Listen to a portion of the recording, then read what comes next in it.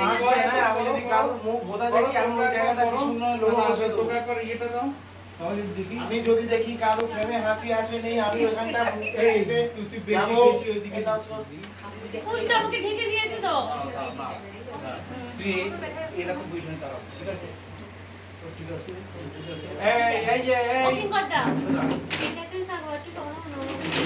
এরকম কাজ নাও রেডি?